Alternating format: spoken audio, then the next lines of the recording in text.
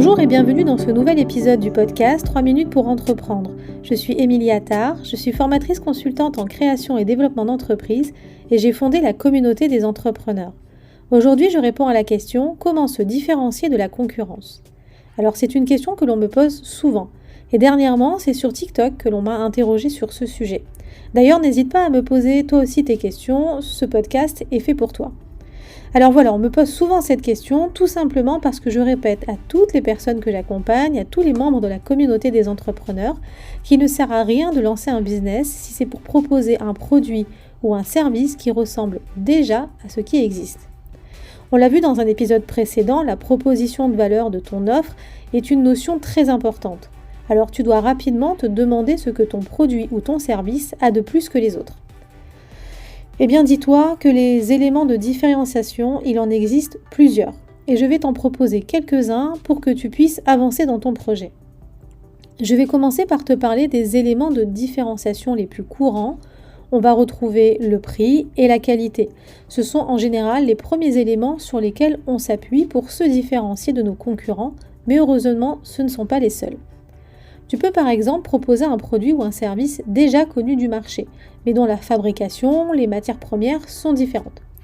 Par exemple, si je décide de vendre un t-shirt, tu vas me dire « Ok Émilie, des t-shirts, il en existe plein sur le marché. » Eh bien, le mien, il est différent parce qu'il est en matière recyclée et d'une fabrication française irréprochable.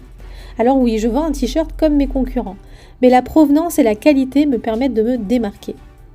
Tu peux également jouer sur la différence en proposant une commercialisation différente de ce qui existe déjà.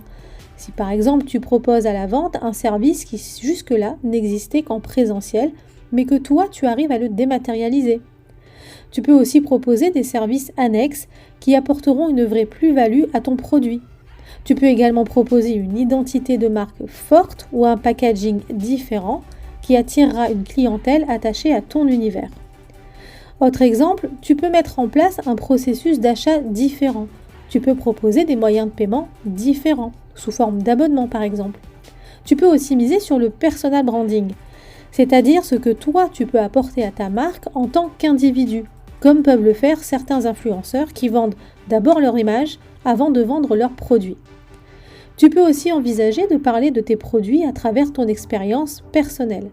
Ton témoignage te permettra d'apporter des conseils supplémentaires qui viendront te différencier de l'offre peut-être impersonnelle de tes concurrents. En cherchant à te différencier, tu vas donc chercher à combler tes clients et futurs clients en leur apportant ce petit plus qui fera qu'ils préféreront venir chez toi. Il est impératif de pouvoir trouver une vraie identité, une vraie offre qui peut être différente de celle des autres. C'est une question essentielle que tu dois te poser parce que tes futurs clients se poseront cette question. Voilà, j'espère que tu trouveras dans les exemples que je viens de te citer des pistes qui te permettront de te différencier de tes concurrents. Je t'invite à t'abonner au podcast pour ne rater aucun épisode. À très vite!